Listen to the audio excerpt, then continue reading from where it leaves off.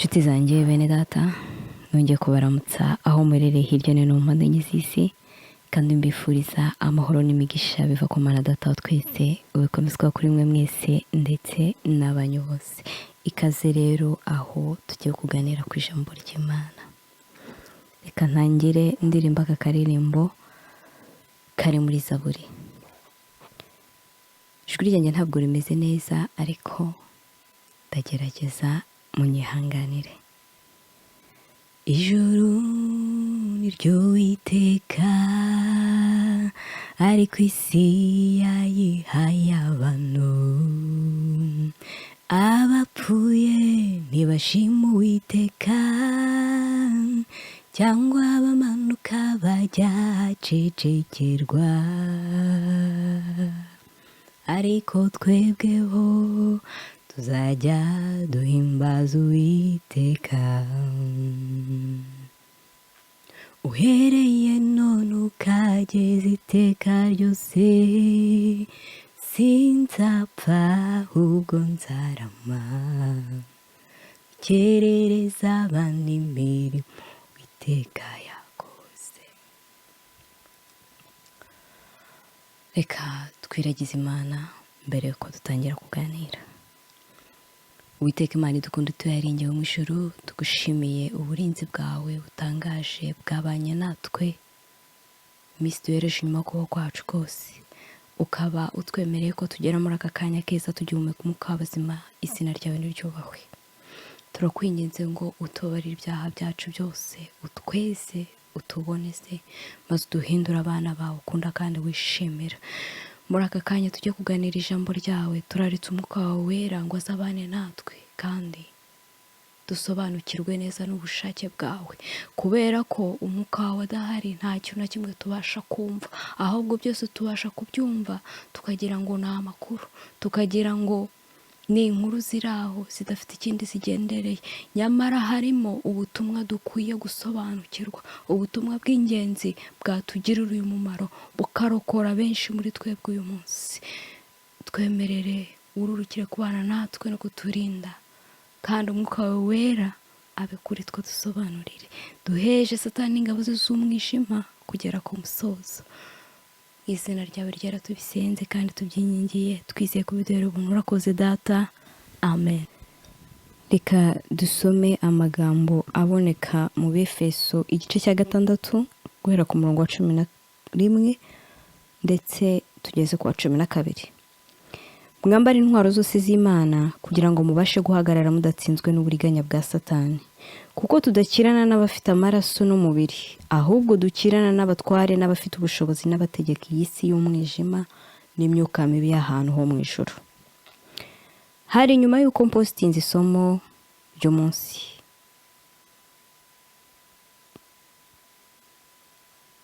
maze mfata umwanya wo gushakashaka ibyanditswe byera ubusobanuro bwimbitse kugira ngo namwe nze kubasangiza. Ubwo nari maze isaha nshikumbura kandi ntegura, nafashwe n'agatotsi kamaze iminota 45. Dore ibyo nakabonyemo.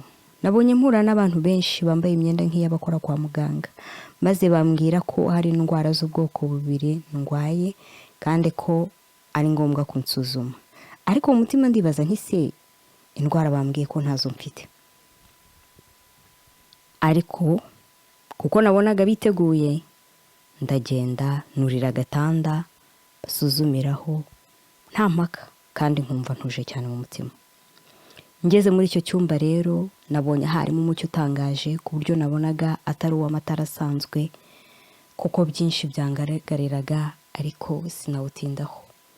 Hari kandi ubwinshi bw'abagore n'abagabo bari bankikije bwo mbwibazaho, ariko sinagize uwo mbaza kuko natekereje ko hashobora kuba hari ikibyihishe inyuma, kandi baramutse bamenye ko hari icyo natekereje byangwa nabi. Uwo bari bashinze uburwayi bw'amenyo yari umugabo, iruhande rwe hahagaze umugore wo kujya amuhereza ibikoresho. Yatangiye amuha akuma ko kureba ku menyo, ariko uwo mugabo kugira ngo arebe ku menyo ahubwo yafashe ikindi cyuma cyo kuyoza ngira ngo wenda agiye kubanza yose, kandi abantu twese dukunda amenyo asa neza. Aho kugira ngo rero ayoze, ahubwo yabaye nk'ucukura kandi yibanda ku y'imbere, asa n'ugamije kuyakuramo. Abonye ko bitari buhite byoroha, ajya kureba ikindi cyuma, maze ndamuhindukirira ndamubaza nti, waba uzi ukuntu ibintu uri gukora nta kinya bibabaza? Nuko abaretse asaba uwo mugore ikinya, kuko ntacyo bari bateguye, byasabye ko bombi bajya kukireba. Nkiraha ndagira ngo mbwire wowe unteze amatwi ko aho Satani n'abakozi be bateguriye kutugirira nabi, ingabo zo mu ijuru zihari ngo ziduhumurize, zihari ngo zirogoye imigambi yabo, zihari ngo ziturwanirire kandi zidukize. Ubwo bajyaga kureba ikinya, sinamenye uko igitanda nagikuweho n'inzira nanyuzemo.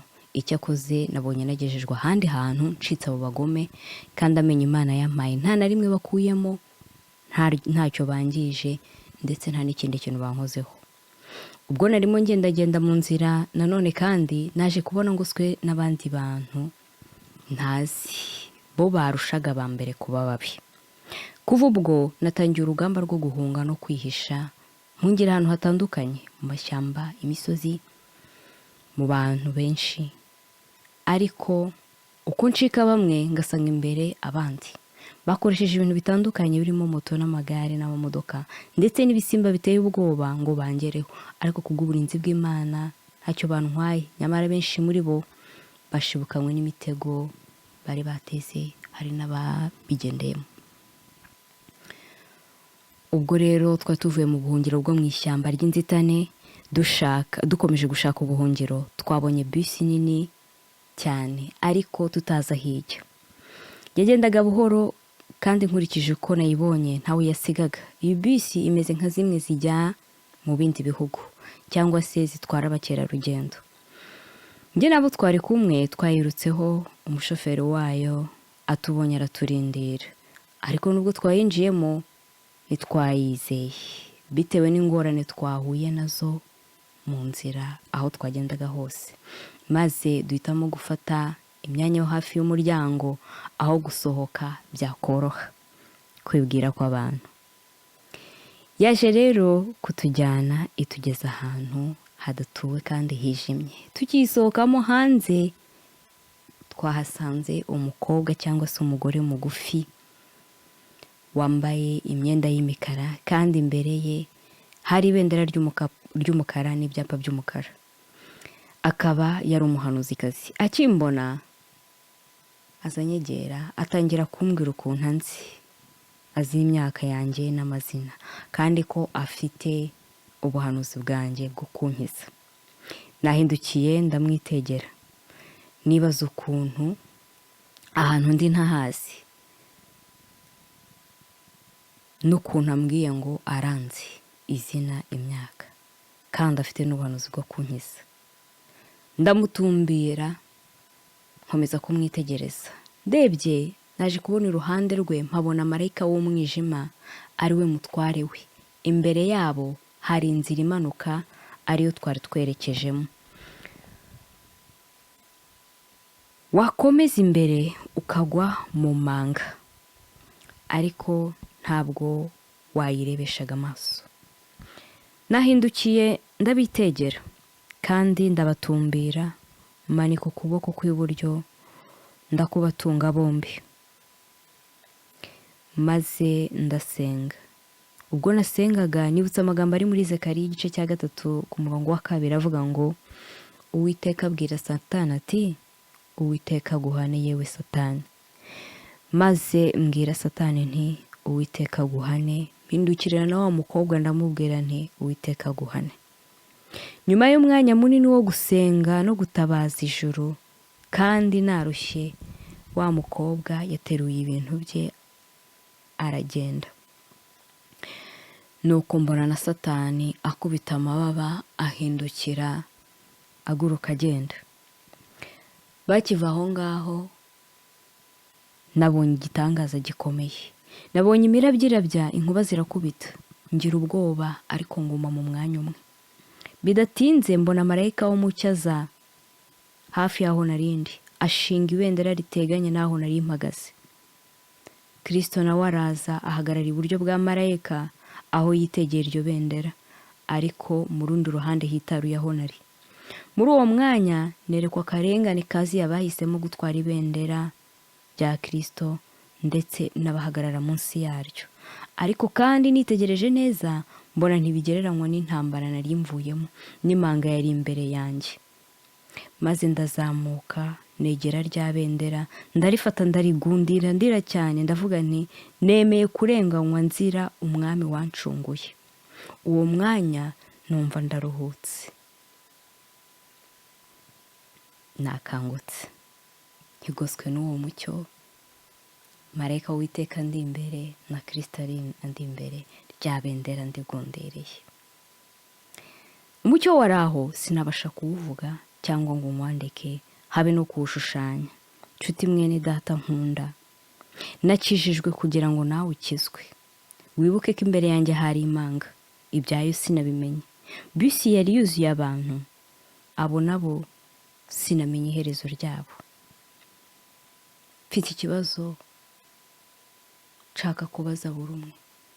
Mbese aho uyu munsi ntimwanyemerera twese hamwe tukemera kwakira ibendera rya Kristo, akaba ari ryo ryonyine twerereza, abandi tukarigundira ntiturirekure? Erega munsi y'ibendera rya Kristo niho honyine tubonera agakiza. Turi mu bihe gukora kwa Satani kuri gukora ku mugaragaro, nyamara bamwe ntabyo tuzi. None kubwo kutabimenya cyangwa ngo tubisobanukirwe, turi gutsindwa n'uburiganya bwe. Abandi turi kugwa mu mitego ye ntitubashe kuyigobotora, kandi ntitwibuke ko dufite umutabazi. Ariko kandi ikibabaje cyane ni uko hari bamwe batabyitayeho.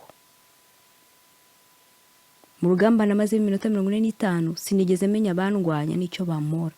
Intambara itaragera ku ndunduro, nta kintu na kimwe nigeze menya. Mbese hari urugamba rworohera ururwana mu gihe ataza abamurwanya n'icyo bamuziza? Tube maso cyane kandi dusenge cyane, kuko abapagani basenga ibigirwamana batwaye ibendera ry'umukara, bafite uburakari bwinshi, bakaba bari gusatira bafite ibendera ryera rya Kristo ngo babagirire nabi babice. Kandi ubwicanyi buri gukorwa buri munsi bukorerwa abana b'Imana batwaye ibendera rya Kristo. Reka mbonereho kubwira abantu bahabwa ubuhanuzi bw'ubutunzi bw'isi, babwirwa ubuhanuzi bw'ibigaragara, ngo habeho kugenzura byose, kuko abahanuzi benshi b'ibinyoma badutse, kandi umurezi wacu Satani ahagaze iruhande rwabo abongorera ibyo kuvuga bitureshya, tukibeshya ko ari ubuhanuzi buvuye ku Mana, kuko abavuze bavuze ibintu tuzi. Ntituyobe kandi ntituyobywe, twiringira ibivuze byose, ahubwo dushakashake mu ijambo ry'Imana niba bihamanya naryo. Imana ntabwo yadusezeraniye ubutunzi bwo mu isi bushira, ahubwo tubihabwa nk'inyongera. Ntiyatubwiye kwita ku biboneka by'igihe gito, ahubwo ku bitaboneka by'iteka ryose. Satani yatumanukiye afite umujinya mwinshi, azi ko afite igihe gito, kubw'ibyo we n'abakozi be nta gihe bafite cyo gupfusha ubusa. Abefeso igice cya 6 umurongo wa 13 haravuga ngo, nuko rero mutware intwaro zose z'Imana kugira ngo mubashe gukomera ku munsi mubi, kandi murangije byose mubashe guhagarara mudatsinzwe.